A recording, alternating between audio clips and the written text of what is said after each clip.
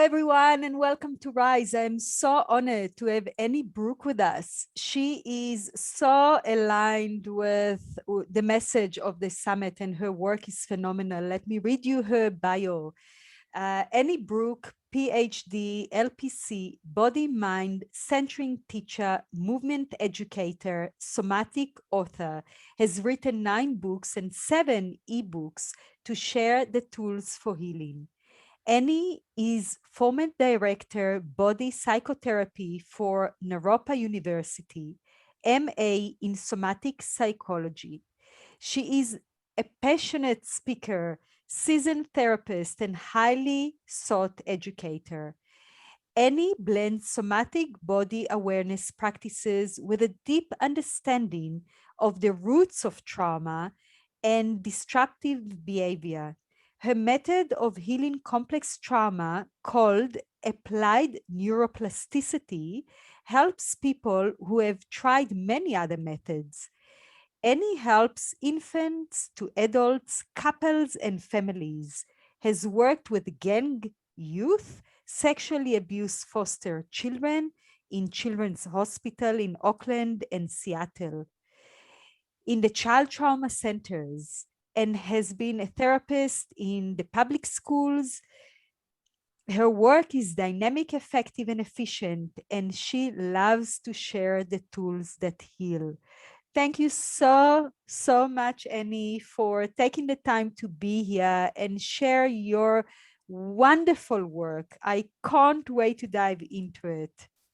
I am so glad to be with you and to support your audience because we all heal together, right? It's not in isolation. So your work is a gift and we will have fun talking. I have no doubt.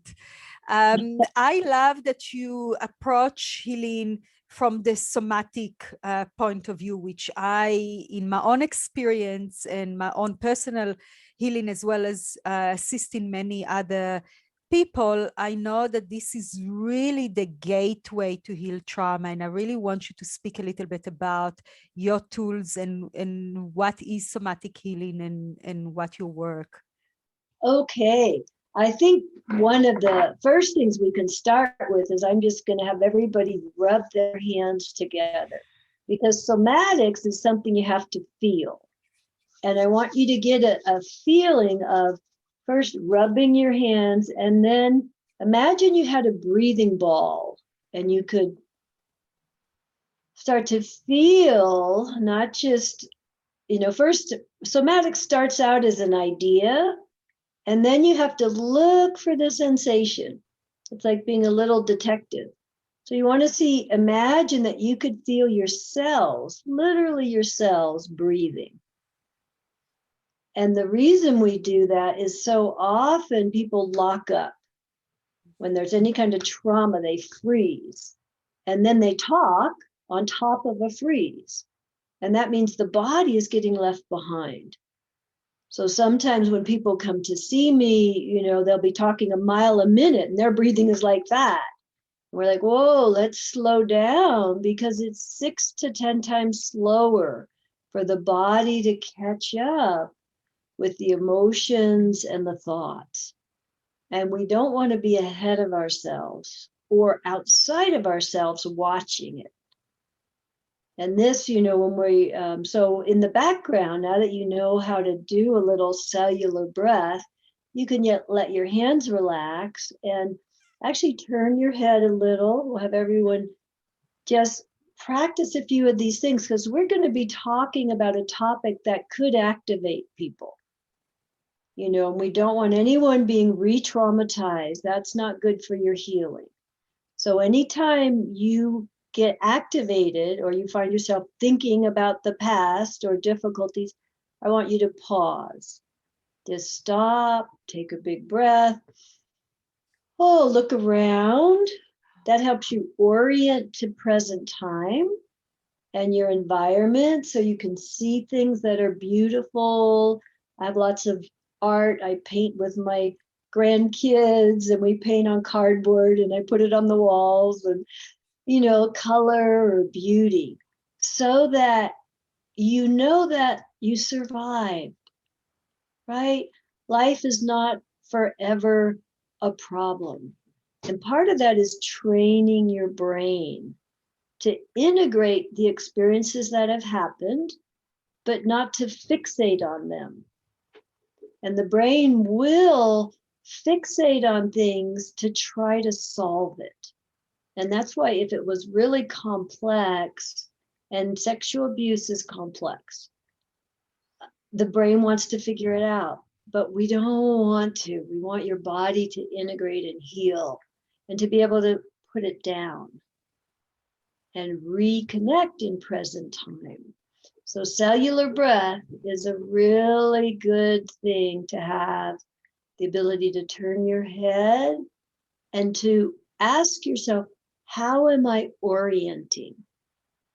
A baby orients to the mother when a baby's first born, and they look in the eyes and they see each other. And I think the baby says, oh, do you know about the spiritual world?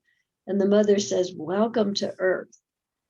It's like a orienting. And throughout development, an infant needs to orient. It needs to feel safe and comfortable in order to explore life.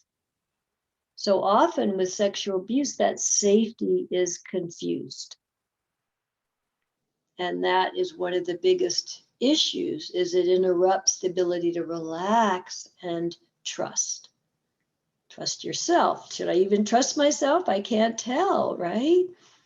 Yeah, so body-based tools will help all of your people interested in healing to heal from the bottom up, what I call the inside out. And for those who don't know, the word somatics just means, soma means body.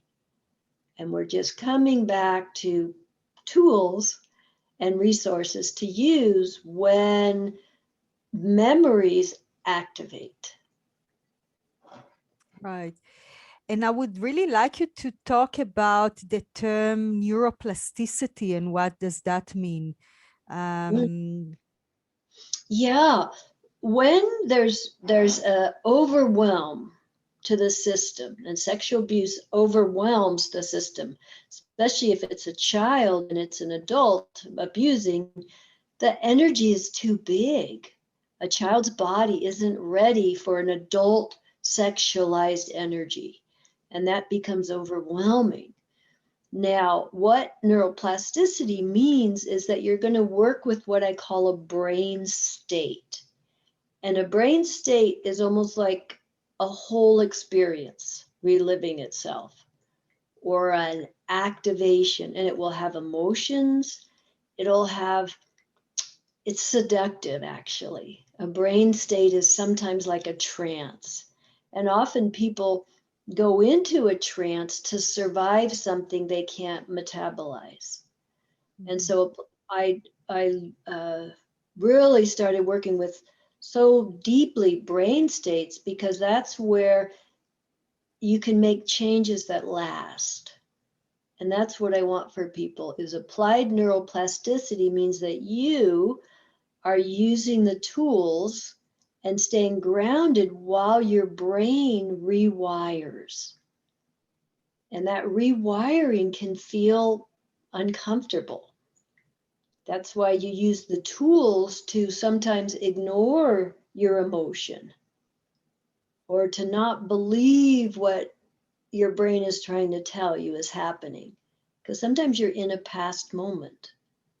So with applied neuroplasticity, you get to be your own healer with the support of the tools. And literally, I had one client, I remember I was with her, and she was trying to rework very infant difficulties. And she said, oh my gosh, if I feel all this discomfort in my body, but I stay present, my brain is like rewiring. I can feel it happening. So brain state is often like being hijacked. And so you want to know when you're in a brain state that's related to any abuse history. And you want to pause, learn the tools so that you can allow the event to metabolize out of your system. And this is where it gets interesting because emotions have a chemical signature. That means they're very, charged up. That's why people get emotional. And anything we have to stuff down or ignore or pretend didn't happen or escape from has a charge that didn't get processed. And so those chemicals, this is a little neuroscience for people, is that, well, let's all do this again. Let's rub our hands. We'll do it experientially. I'm going to teach you about the sensory motor loop. Now put your hands out in front and just imagine you're gathering sensation. You're gathering it in, and really you have to kind of gather it all the way around to the back. Because in our spine, we have nerve roots out each sides of the spine. It's hard to show, but let's do it this way. Put your hands like this. That's your central spine. Now, on each side, there's two little nerve roots on each side of the center spine. And the nerve root in the front, that would be the front for you, I think, is the motor nerve. That means we move. The nerve coming in the back is the sensory nerve. That means we sense. And in health, we sense and we move, right? We don't sense and get frozen because it's traumatic, because then the sensory impulse has to go somewhere because it's got energy in it. So it goes into our body and it sits there. And then when we have a new experience years later, we can't process. It goes to the old memory. And so we want to refresh our sensory motor loop.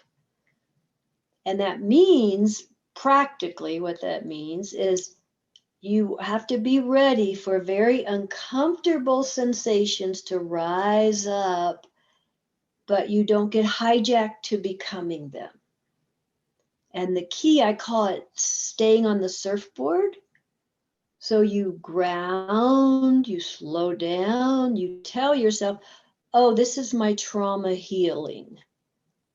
This discomfort is my healing of my past trauma. So you don't get scared of it. And you don't try to make it go away. Or you don't want to use a substance to not feel it. Right? That's what addiction does. So you have to kind of stay steady, and you can even, if you're really, we're jumping deep fast. I hope that's okay. Is Yeah, this all absolutely. Yes, yes, yes, okay? yes. Because I really want people to be able to go, oh, I can heal this. There is a way.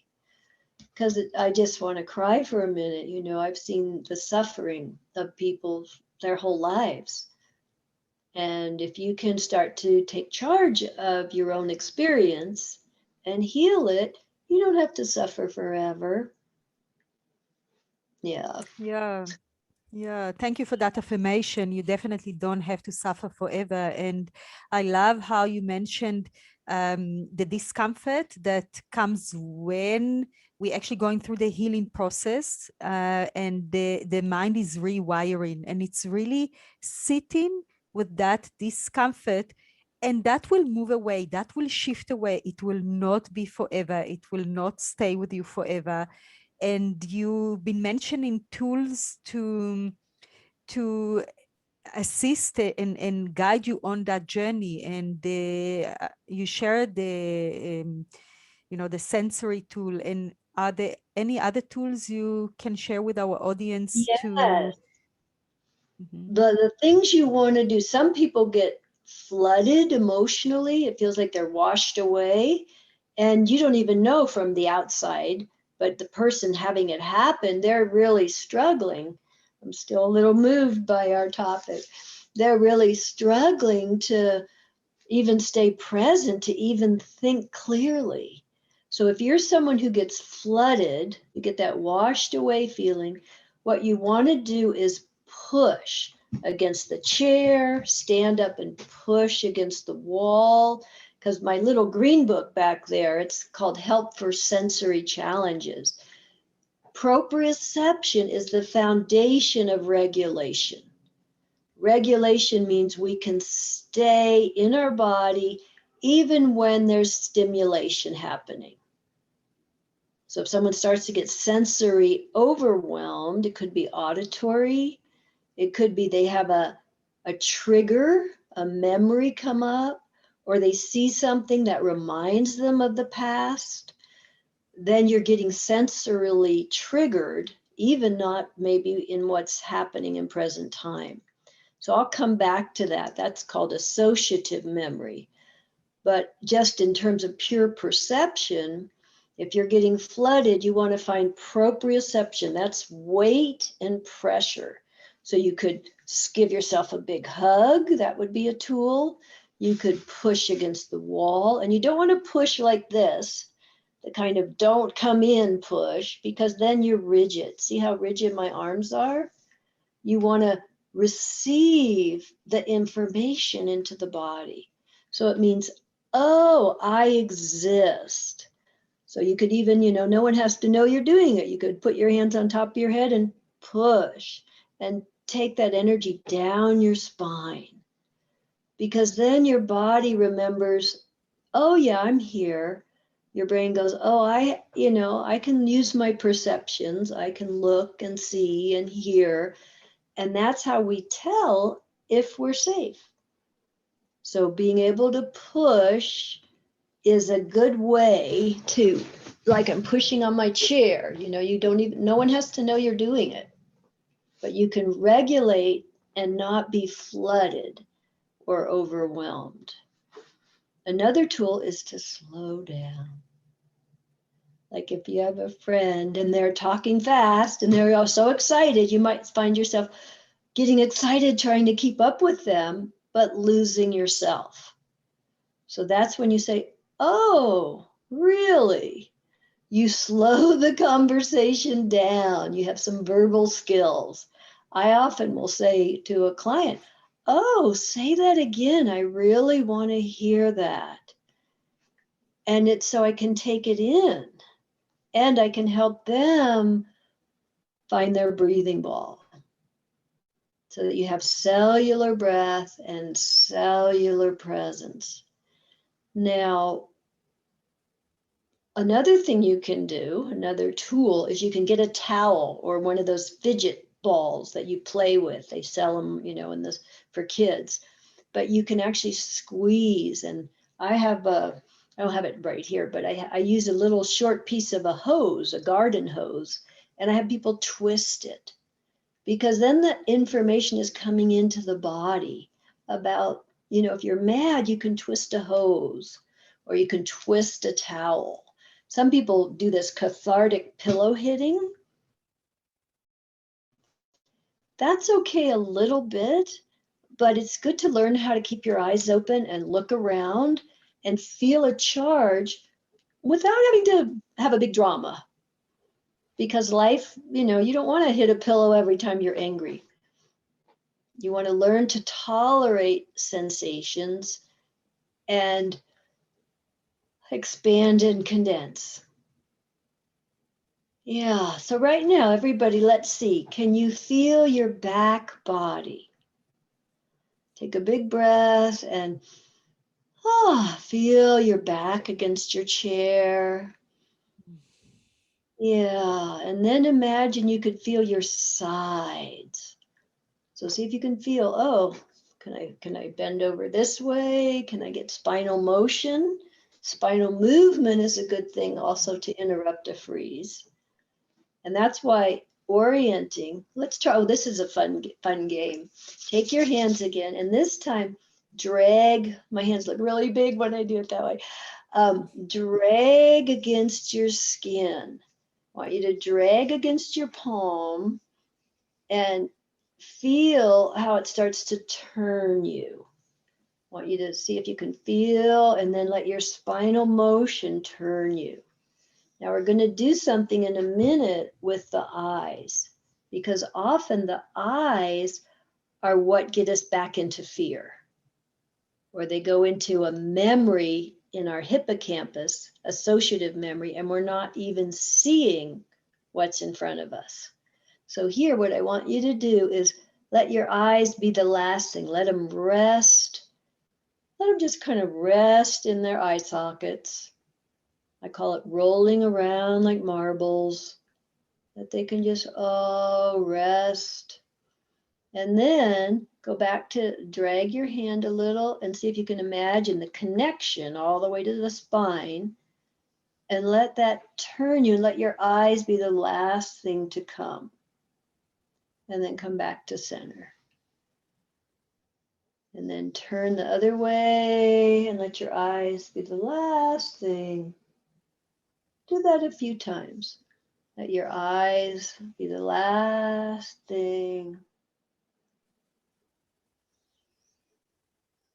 And again, now, as a contrast, so you can feel the difference, do that again. And this time, pull on your palm and jump your eyes over there and feel the difference. Drag and then jump your eyes.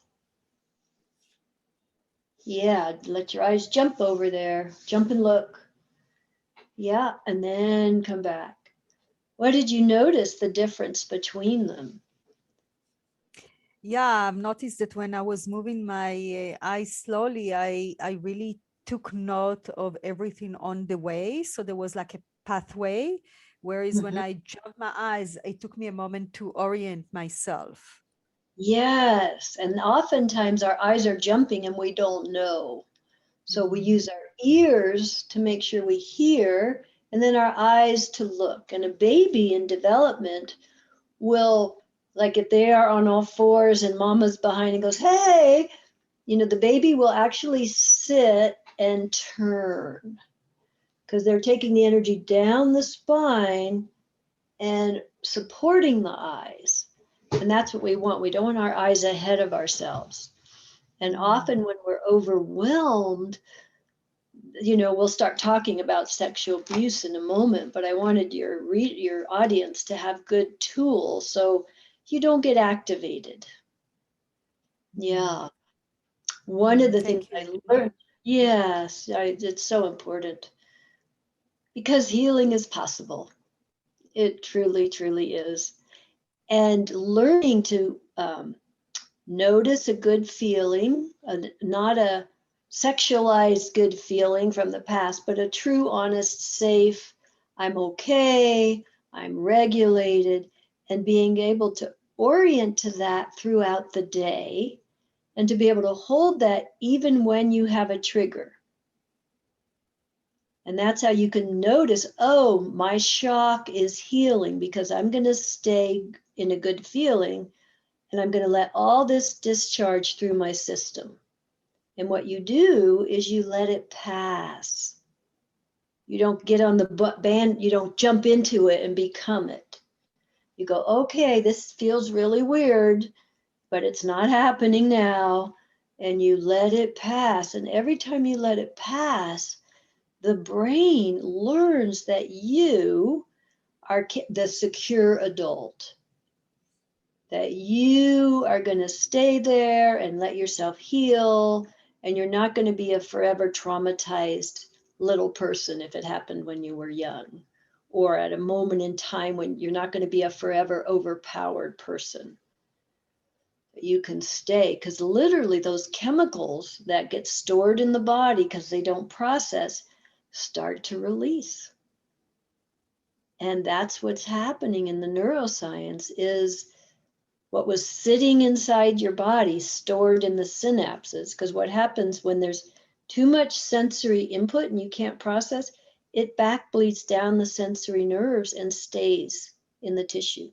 That's why people can get a massage and have a flashback.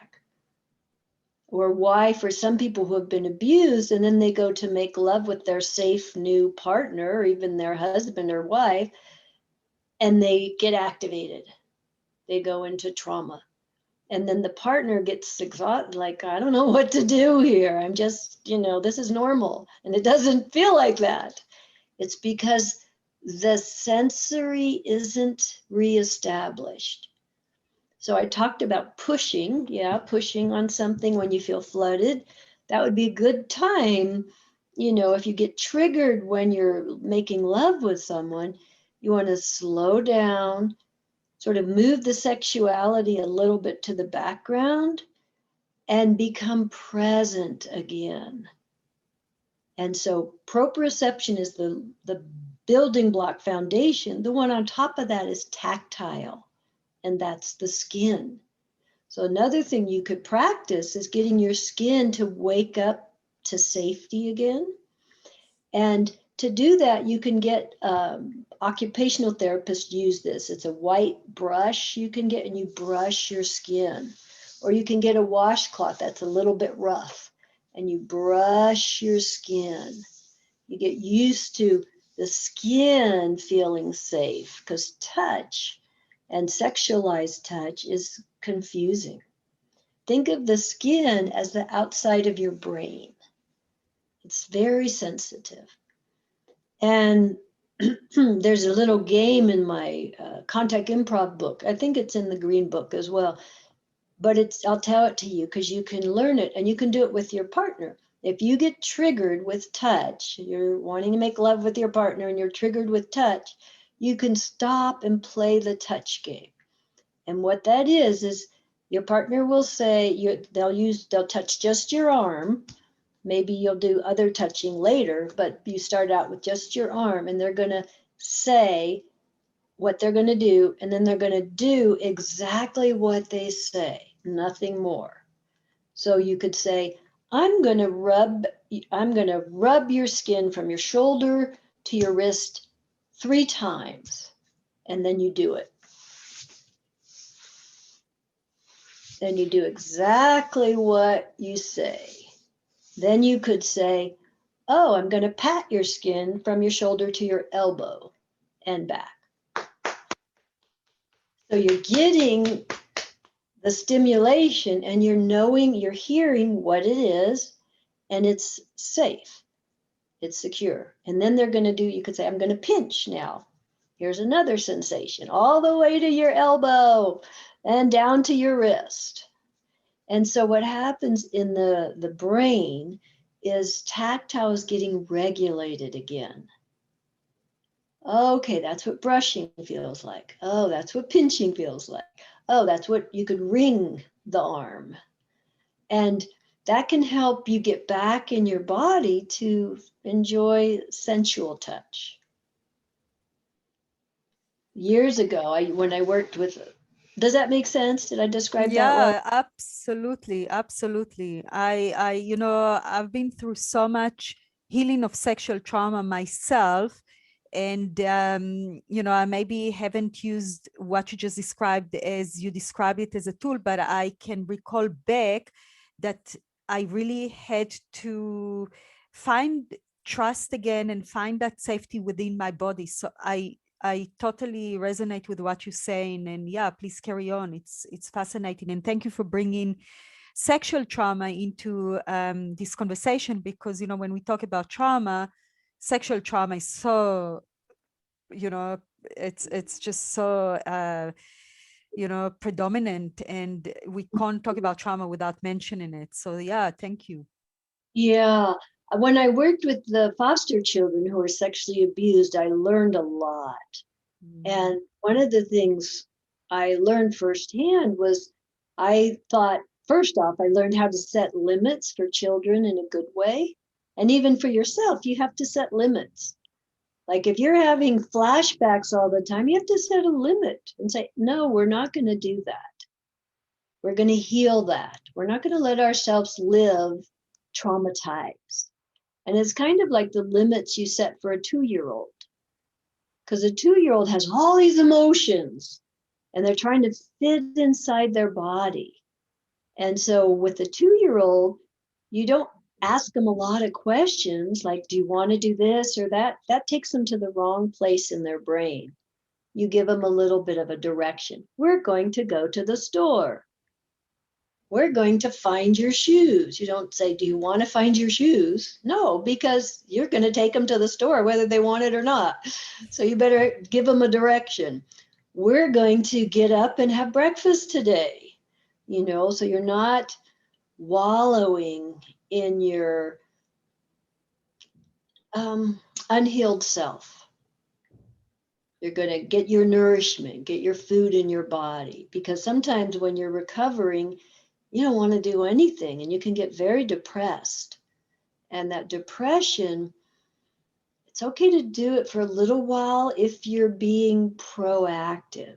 What that means is you're staying on the surfboard and you're allowing the depression. You're not running away from it. You're not medicating it away. You're going to get to the bottom of it. And so maybe you put on a timer and you let yourself feel it for 20 minutes. That's all. Then you go for a walk. You get some exercise and you get some oxygen. I remember my husband died suddenly years ago, and I could feel my whole body get depressed. And literally to process a big event, there's a lot of intelligence going on that people don't understand. You need to be able to go through some of that because you're coming to terms with it. But you don't want to get depressed and stay heavy, and because you won't eat, you won't get oxygen and nourishment, your health will go down. So you want to be able to meet your depression for little chunks of time. But then you could paint it. You could start painting, or you could put on music and dance. I created a movement performance piece called A Widow's Story because I needed to process that big event. So don't lose your creative intelligence when you're healing. Paint on cardboard. It's inexpensive. Get tempera paint, or, dance, or chop wood, or something, lift buckets. Whatever you need to do to move it through the body is key. With the little children, I learned one thing: to set limits, because I thought, oh, they've had such a hard life. I need to just give them good things to do. And they kicked me and they spit at me and they didn't feel safe because I wasn't giving them a container. And it's why I say this is that we in our healing process have to give ourselves a healing container. That means we don't indulge ourselves, we actually heal ourselves. There's something called sneaky power, a term I've coined. And sneaky power is when you're manipulating others or you're manipulating yourself. And it's usually from a dissociated state. I'm going to come back to that because this is a lot. So let's all take a breath. Reorient, look around, know where you are. If you're triggered, stand up and push on the wall, or push on your chair, or pull, or get a towel and twist it a little, because I'm going to start telling some stories. So one child I worked with was 8 years old, but he was developmentally 4. And he had been locked in a closet as part of his abuse. So his perceptions were really messed with. So we're doing a little music. I was the music director. And so I have him on my lap and we're sitting in a circle singing. And all of a sudden I'm starting to feel turned on. And I'm like, what is going on? I do not get turned on around children. Why am I feeling this? And I realized this kid is feeling this. He knows sexual energy way too early. So I just gently took him off my lap and put him next to me. But, I was heartbroken. I was like, oh my gosh, that's when I realized that a child's system, and this can be abuse, not just sexual abuse. It can be having to run so much adrenaline. A child's system can have way too big a charge than what they're supposed to have. than what they're capable of regulating. And being isolated and locked in a closet, this kid didn't get regulation from parents, mirror neurons. So here's another tool. You can go get a hand mirror or pretend you have one. And what you do is you look in your mirror and you smile with your eyes. The amygdala is a part of the brain and it scans for danger, but it also can feel healthy and smile and feel safe. And you smile in your mirror until you receive from yourself. You go, oh, hello, I see you. Oh, I'm a good person. Oh, I exist. And it may take a little while. You may have to get through a little judgment or self attack. I'd be very curious how many people do self attack thinking as one of the strategies. I'll explain that in a minute too, because it's very prevalent when there's abuse history. But to finish with this little boy, I knew that that's what taught me that you really have to recover the body if you're going to heal from abuse. Because I could tell that little child's body was doing things that were not right for his age.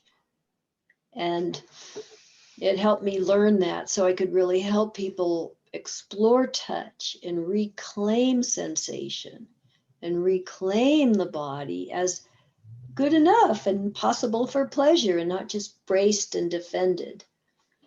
Now, one of the dilemmas, since I brought up sexual abuse, is people who have been abused can sexualize their behavior. And that's really important to know. One woman I worked with, it's very common if you've been abused that you're actually not in your body. You can be up on the ceiling watching, or you could be way deep in a cave, or you can be frozen and operating on top of a freeze response. Let's try this. Take your hands like this again. Get your breath. Yeah, feel your back body. Turn your head a little. Let your eyes arrive last. Now, take your hands and move them again. And this time, freeze them. Notice what happens to your breath. If you really freeze, you might stop breathing. And then you might get used to the frozen and just start operating on top of it. Thinking, talking, doing everything you always do, but the inside is frozen. It's not what you want. So, shake it out a little. Ooh, yeah. And get your movement again. Yeah. So you don't have to be frozen.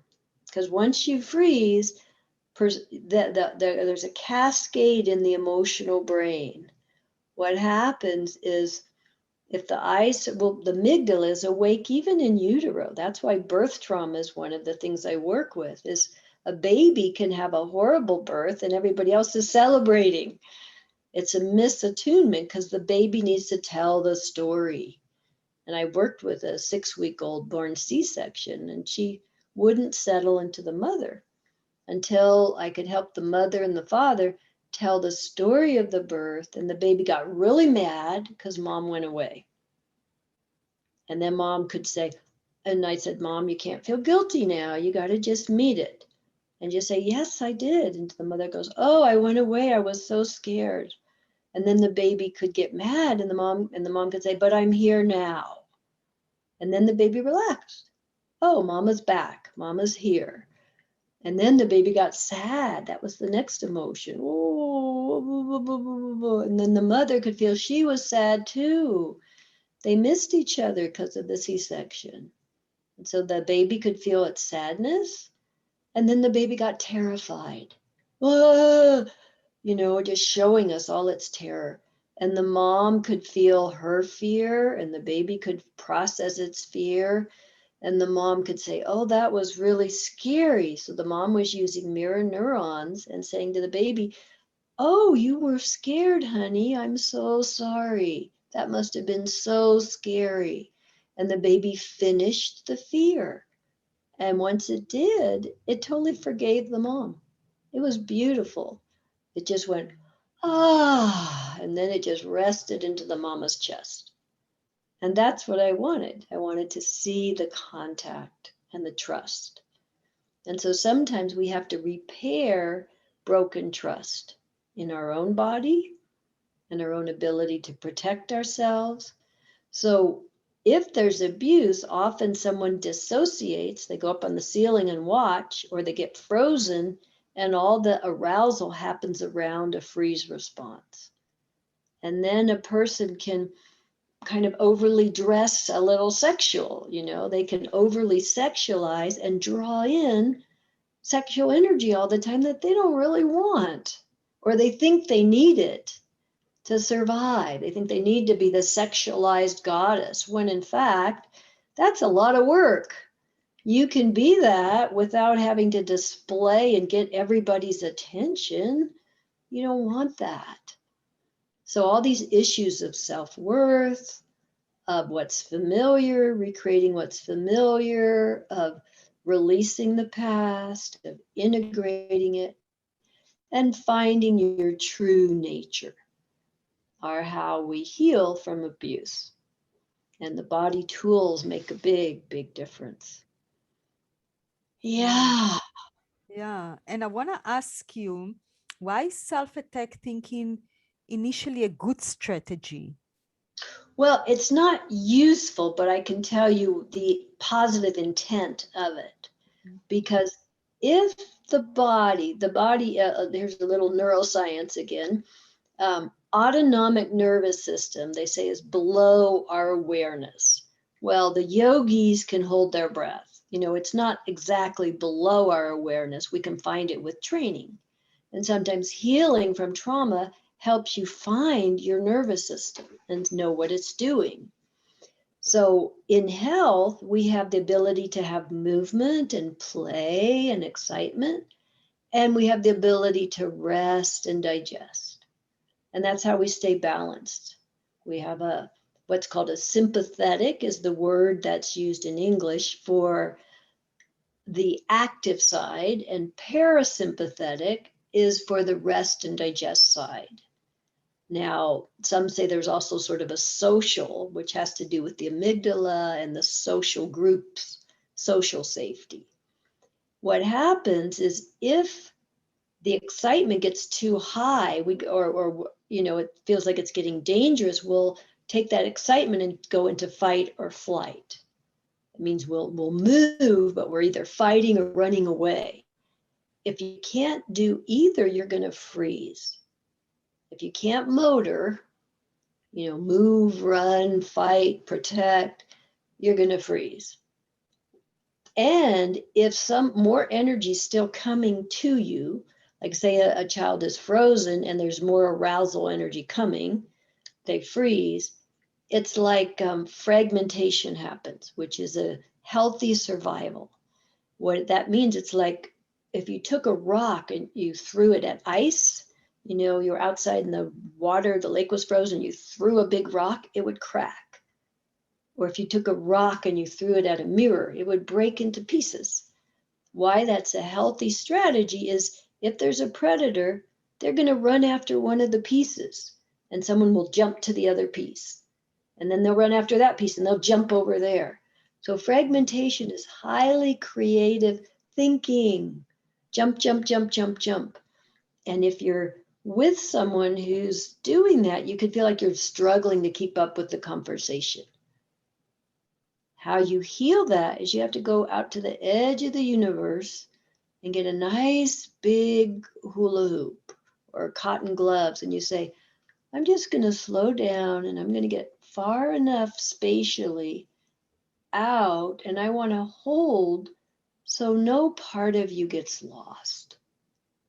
And I've had people burst into tears when I do that. It's like finally they don't have to keep fragmenting themselves.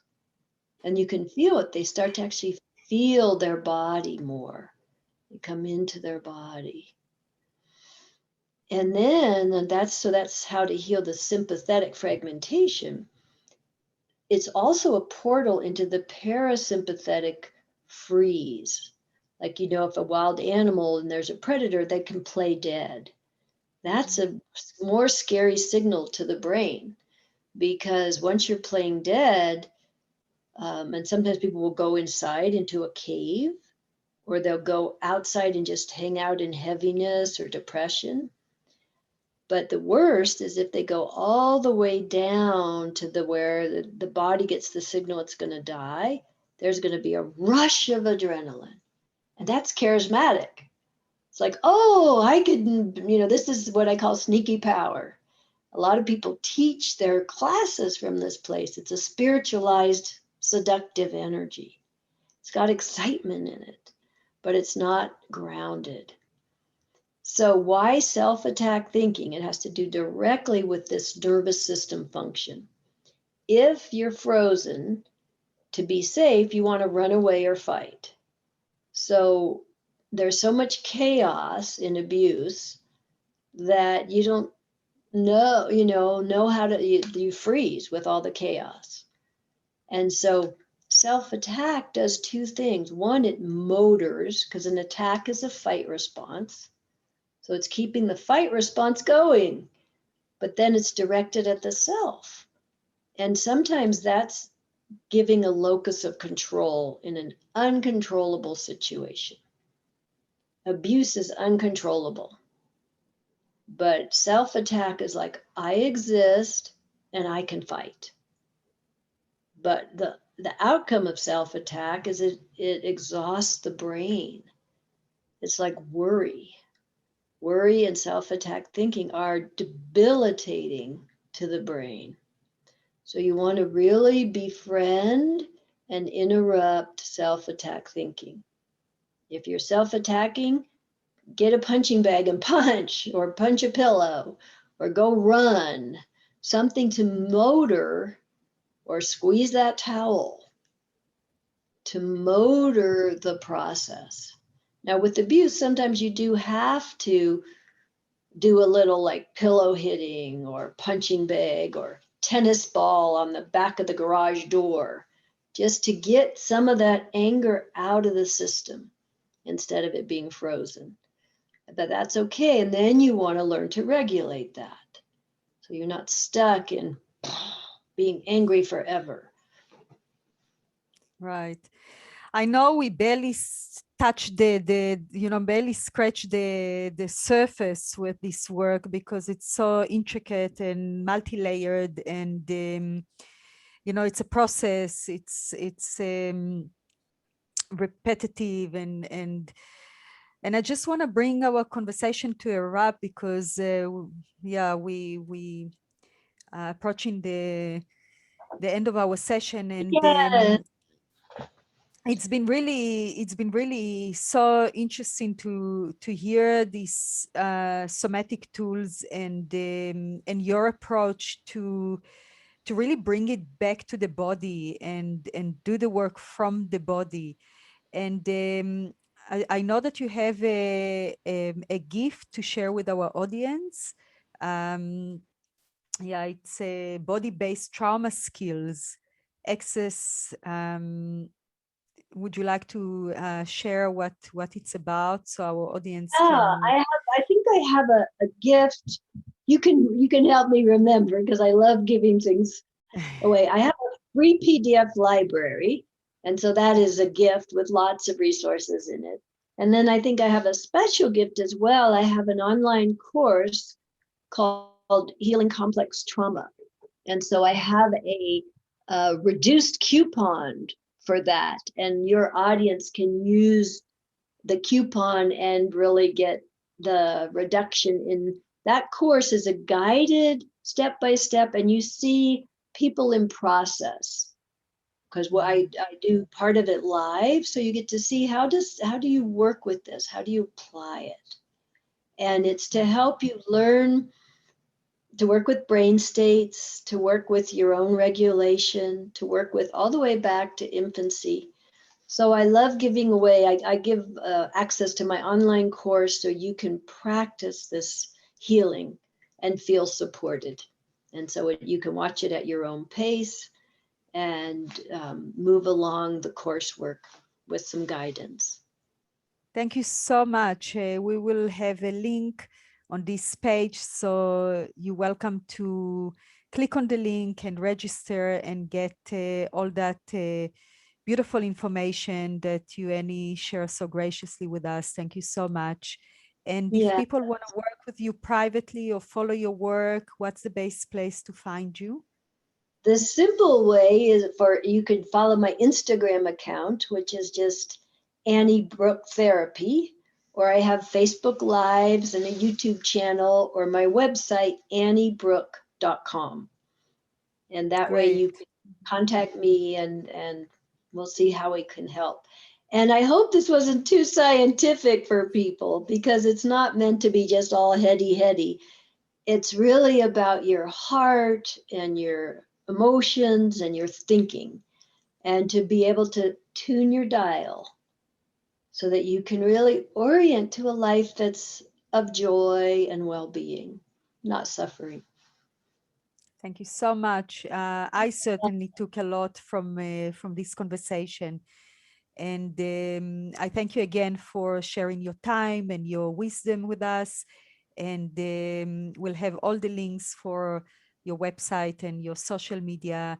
And yeah, for you, if you want to carry on this work through the body and heal trauma, here is a beautiful teacher right here. Thank you so much, Annie, and bless You're you and bless the welcome. sacred work you do. And have a wonderful summit with all the wisdom and all the sharing. And I just want to wish everyone the best. And remember that there's wonderful teachers and resources, and then there's the commitment to your soul, the healing within. Thank you, honey. A pleasure to meet you. Thank you. Ciao. Bye. Yeah, bye bye.